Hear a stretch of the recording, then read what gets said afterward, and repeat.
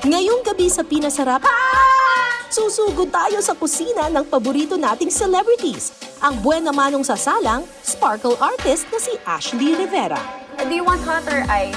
Iced. So, anong gagawin natin? Vanilla? You want Grape.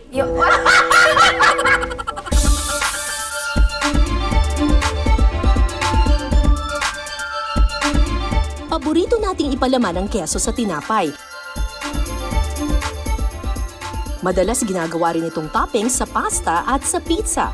Pero ngayong gabi sa Pinasarap, titikman natin ang mga putaheng mas pinasarap ng keso. Lobster at keso? Why not?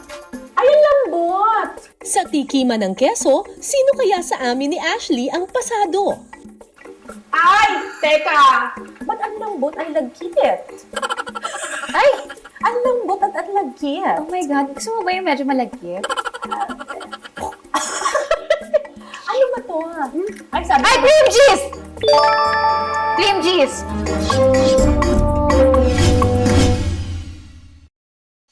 What you do there, guys? This is Petra Mahalimuyak, and let's talk about Zammer! Nakilala siya ng marami sa atin bilang online content creator na si Petra Mahalimuyak. Bukod sa pagiging komedyante online, sumabak na rin sa aktingan si Petra na ngayon kilala bilang Ashley Rivera. Uy, ano ba? Hindi naman to simpleng bahay-bahayan lang. Like, ideal man ko kaya to si Angelo. At totoo kaming nagmamahala. At ngayon, mainstay na sa kapugso sitcom na Happy to Get Her si Ashley bilang si Pam, secretary sa motor shop. Pero time out muna sa aktingan at tawanan dahil ipasisilip sa atin ni Ashley ang kanyang kusina. Itong si Ashley, aba, magaling din daw magluto. Nag-aral pa sa isang culinary school, so legit na magaling magluto. So, i-raid natin ngayon ang kanyang kusina. Tara!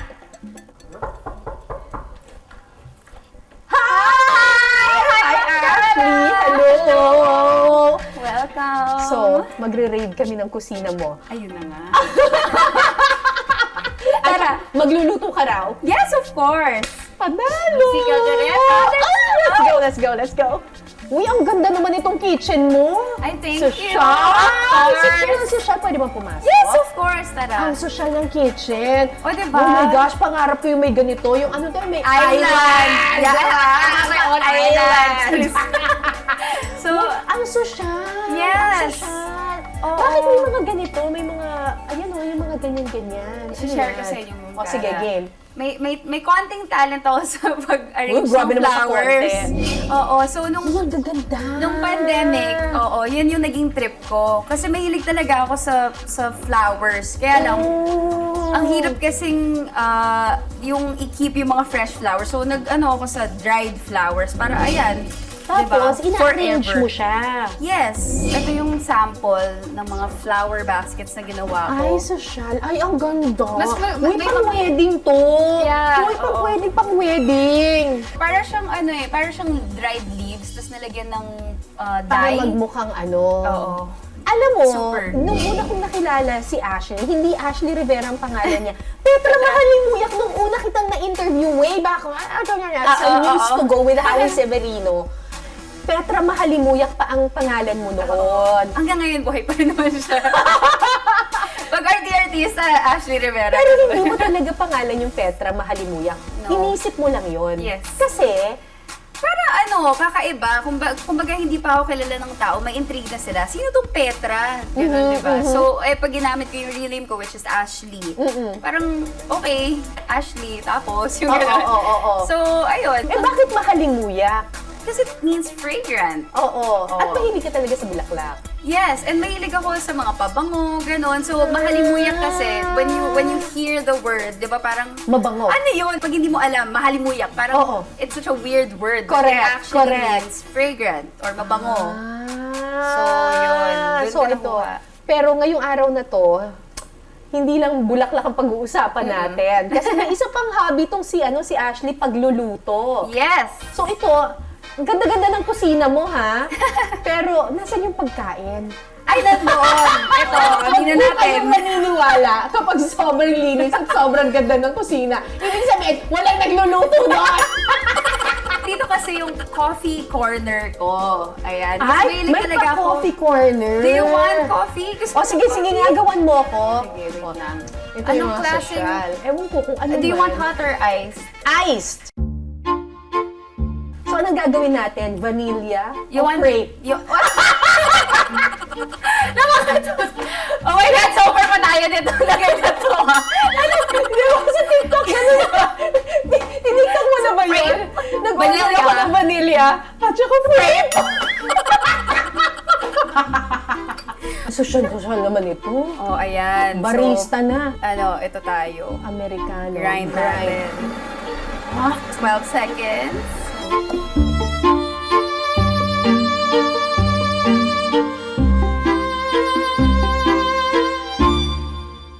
Anong Naku, tawag dito? ha? White chocolate mocha, iced. White chocolate mocha iced. Hindi vanilla. Iced. Hindi. It's not vanilla. It's matcha.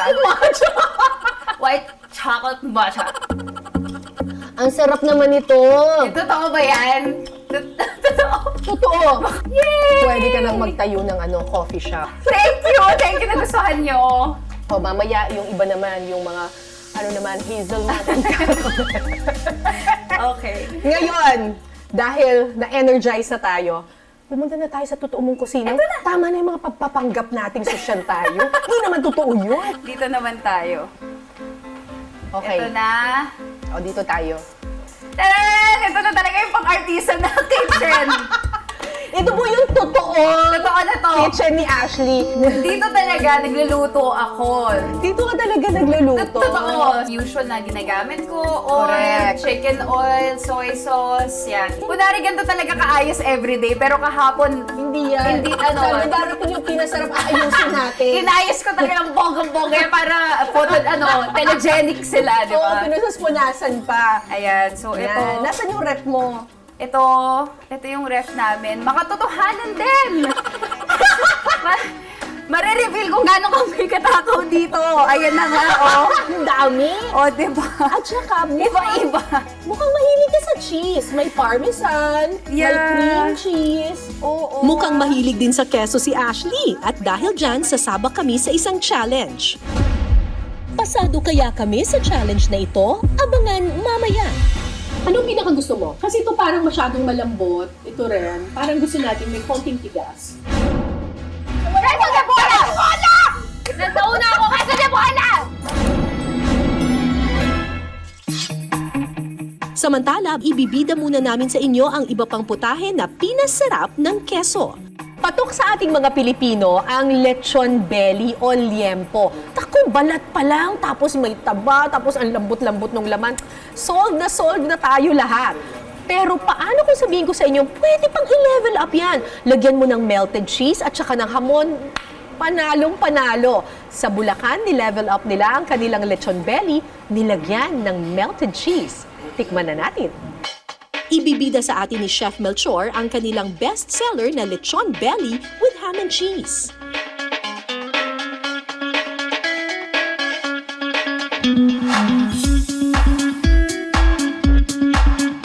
Ito na po siya ay 2 kilo po ang timbang nito. Ang una po natin gagawin dito, ito po ay nakaready na. Tanggalan natin yung bones niya. Pagkatapos po, hiwaan lang po natin ang strip sa side.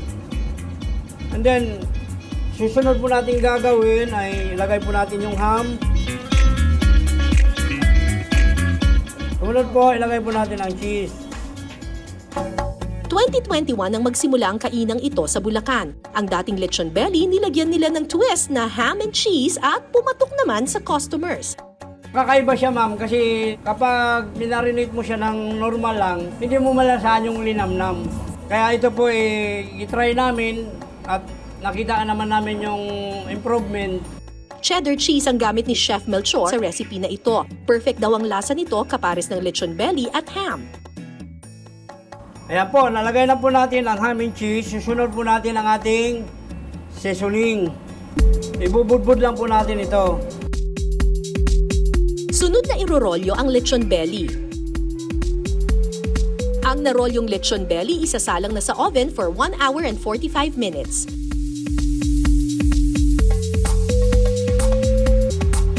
na po yung ating lechon belly. Pagkatapos ng halos 2 oras, ready na ang ating lechon belly with ham and cheese.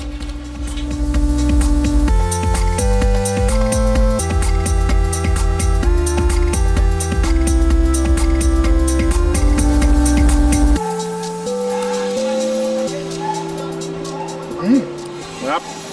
Crispy yung balat, yung laman, malinamnam. Yung keso, nagpapasarap lalo dahil nag-blend siya sa laman niya. Pareho kami ni Ashley na mahilig sa cheese. Yes. Because we're so Cheesy. At ngayon, susubukan namin ang galing namin sa cheese kasi maraming iba't ibang uri ng cheese. So, ayan, magbablind Blindfold. Ako, test tayo. test. Oo, blindfold test.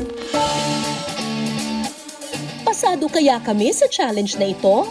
Uy, baka may nakikita ka ha? Hindi, ako wala. Ako wala rin ako Honestly, wala. nakikita. Para sa ating first cheese, Nahawakan mo na ba? Nahawakan mo na! Parang hindi siya malambot na malambot, pero hindi rin siya matigas na matigas. So, tikman na natin. Eh, alam ko to. Parang maalat-alat. Maalat-alat na medyo creamy. Alam mo, parang sa mga Cheddar cheese to. cheddar, Hindi ba? parang feel ko ano siya, gouda. Wow! Ito talaga! Gouda cheese! Hindi pang spaghetti! Ay, babuin ko pala. Ano ba? Sushar ba to? May clue? Queso de bola! Nagkauna ako, queso de bola!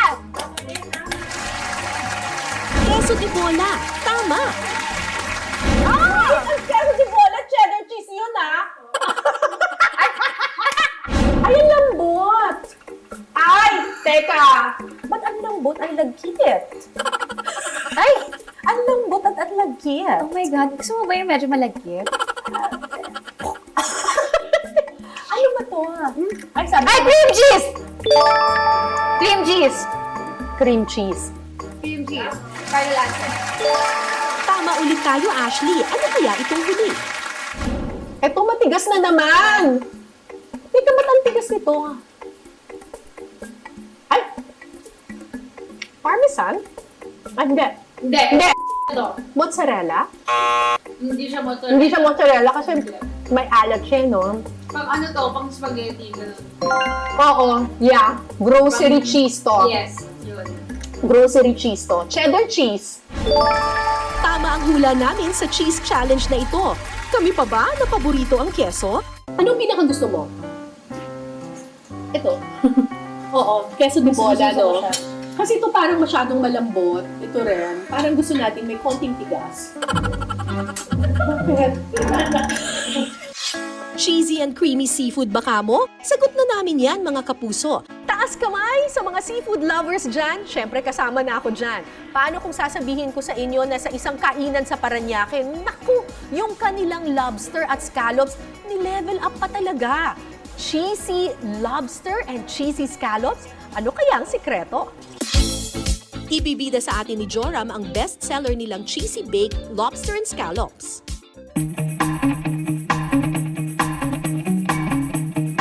Uunahin natin magluto ng scallops at lobster. Lalagyan natin siya ng salt and pepper para may pampalasa. I-steam natin yung scallops for 10 to 15 minutes. Habang niluluto ang lobster at scallops, sisimulan ng iluto ang cheese sauce nito. Igigisa muna ang sibuyas at bawang sa butter. Pagtapos nating igisa, susunod na natin ang gatas. Kapag kumulo na ang sauce, ihalo na ang keso.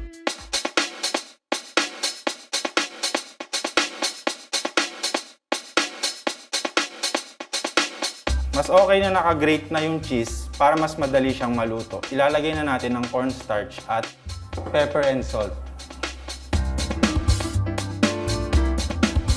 Hahaluin lang ito hanggang sa maging malapot.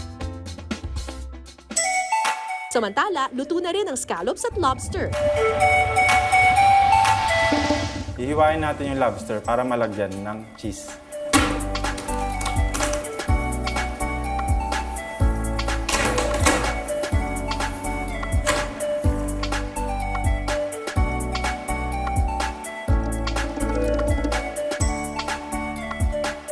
Ilalagay na ang cheese sauce sa scallops at lobster.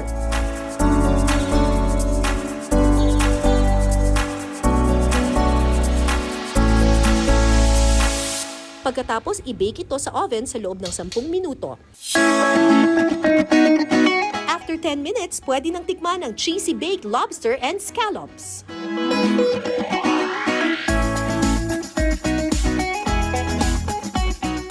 Lasang-lasa yung cheese, at the same time, andun pa rin yung taste ng scallops. So parang nagbe-blend yung sweetness ng cheese, at the same time yung scallops andun pa rin.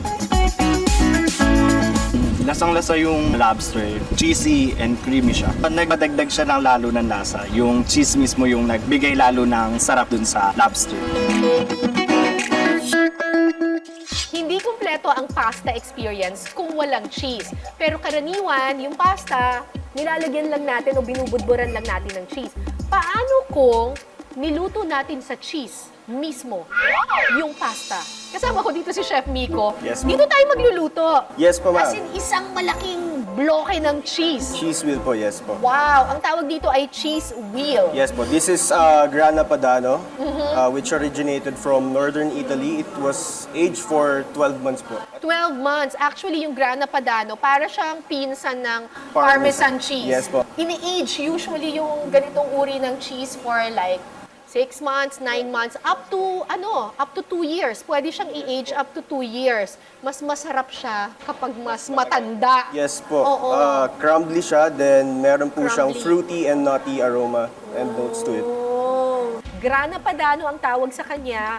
Grana means grainy. So, as it is, medyo may grainy siya na lasa. Maraming uri ng keso. Pero mga kapuso, alam niyo bang ang kauna-unahang tala ng paggawa ng keso ay noon pang 5,500 BC sa Poland? Karaniwang gawa ang keso sa gatas ng baka, pero maaari din gamitin ang gatas ng iba pang mammals gaya ng kalabaw. Sa Pilipinas, ang pinakakilalang keso ay ang ating kesong puti na gawa sa gatas ng kalabaw.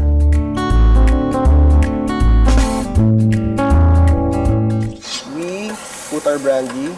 We flambe it just to take off the alcohol content of it. Okay. Then just leave the subtle sweet flavor of it. Para merong tamis ng konti. Yes po. Okay. Then, while we're doing that, So, iniinit po natin we siya. scrape the cheese. Scrape nyo lang po ng... Gano'ng karami? A little bit more po. Dagdag pa. Yes po. Yeah, that's enough, ma'am. That's, Okay na. You put it right in the Ilalagay middle sa po. gitna? Yes po. Ah, okay. Okay. Then- Tapos, Yes. We put our brandy. Ilalagay na ang pasta sa gitna ng cheese wheel.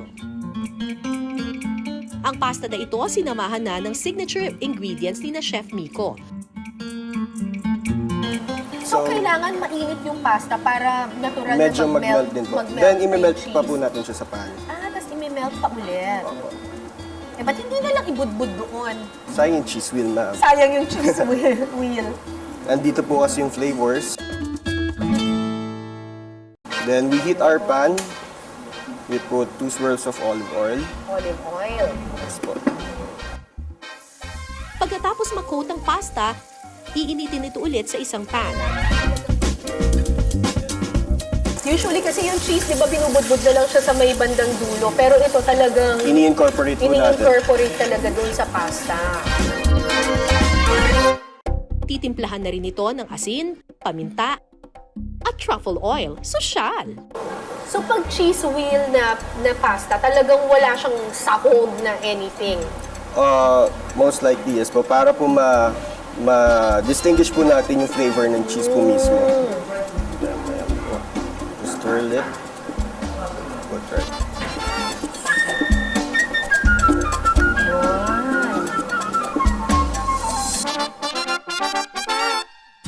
Ready na ang ating chef's pasta mula sa cheese wheel. Tikman na natin yan.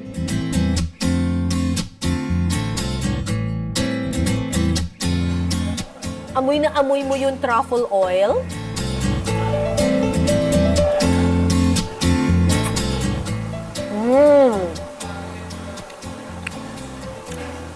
Talagang cheesy to ah.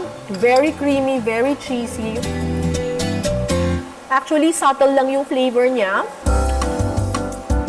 Tapos, yung pagkakaluto dun sa pasta, al dente pa. Hindi siya soggy at all.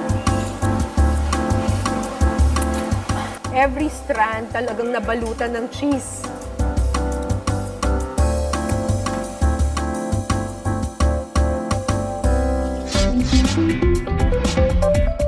Sa ating unang pinasarap kusina raid, Okay, try natin to. Uy, ano ba? Hindi naman to simpleng bahay-bahayan lang. Tignan mo naman ako. Tapos tignan mo yung sarili mo. ipagluluto tayo ng sparkle artist na si Ashley Rivera ng kanyang bersyon ng beef caldereta. Magluluto tayo ngayon ng beef caldereta. Pero syempre, with a twist, lalagyan natin ng cheese. Yes, Oo. cheese. At saka gusto ko medyo spicy. Mild spicy lang naman. So, meron na tayo ditong beef. Beef.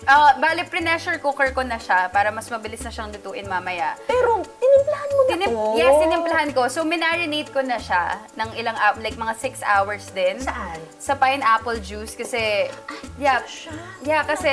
kasi it's a meat tenderizer and at the same time, manunuot yung sweetness ng pineapple dun sa meat itself. Oo. Tapos, May toyo. yes, toyo, paminta, and then garlic, of course. So, minarinate ko muna yon. So, ito pwede na natin kainin to. Oh, ang sarap! Nasa na natin! Huwag na tayo magluluto Yan na yun. O, diba? So, ayan. Igigisa muna ang sibuyas at bawang. Hiwa-hiwa na yung butter. Siyempre, gawa ng pandemic kung ano-anong nakikita natin sa shopping na app, diba? Oh my gosh. So ito po, naggigisa na po tayo ng bawang at saka ng sibuyas. Ang dish po na kaldereta ay namana natin mula sa mga Espanyol. At marami sa mga dishes ng mga Espanyol nagsisimula sa paggigisa or sautéing. Oo. Yun ang isa sa mga tinuro sa atin ng mga Espanyol, yung pagsusauté. So, lalagyan ko na nito. Ilalagay na rin ang tomato paste Tomato paste. at kaunting tubig. So, ang favorite mong kinakain ay chop suey at mga iba-ibang gulay. Pero anong favorite mong niluluto? Iba-iba. More on Asian cuisine talaga yung bet ko. So, gusto ko Japanese, Thai, ganon. Filipino. And then, pag tinatamad ako, pasta. Oo. Eto, lalagay ko na. Super lambot na. Ayan na, natanggal na nga sa buto eh. Okay lang yun, di ba? Oh. Sunod na ilalagay ang liver spread. Ito, lalagay na natin. Ito. Ayan ang bago. Pickled Pickle red. Oh, relish. yes. Hindi ko pa nasubukan yan na maglagay ng pickle relish. Well, now is the day. We learn something new every day. So, ayan yung ma-share Kasi ko po sa pampaano inyo. siya, pampatamis, pampaasim. Oo, para nakaka-balance siya ng flavors, di ba? Kahit sa tomato sauce, pag gumagawa ako, nilalagyan ko talaga nun. Ng pickles din. Yes. Tapos, syempre, lalagay na rin natin itong green peas. Everything all together now.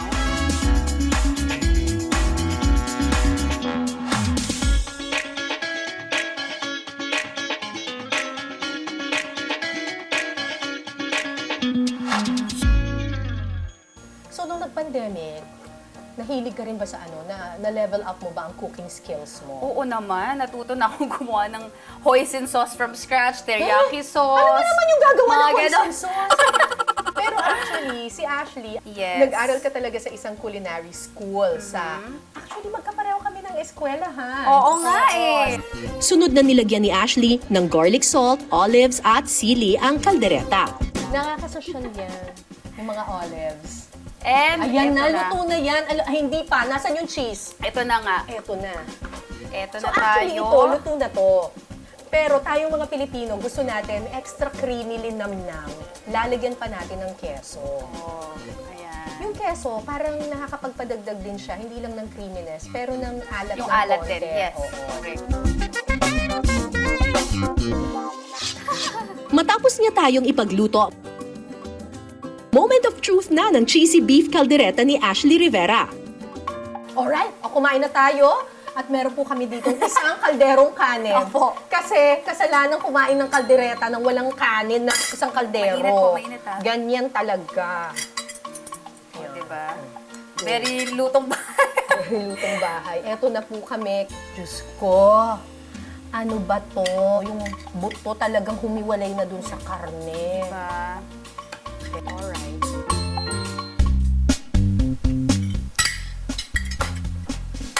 Sabi ko sa inyo eh. Ang sarap diba? Kasi sarap natin. Grabe! Yummy! Uy, ang sarap nito. Sobrang cheesy niya. Ang creamy niya. Super lambot ng beef. Tapos talaga naghahalo yung yung lasa ng maasim-asim na manamis-namis.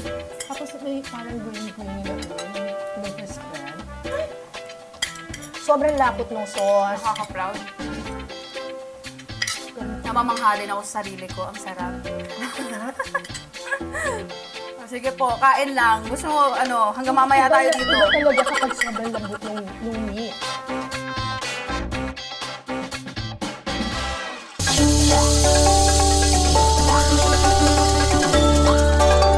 Huwag ismulin ng keso.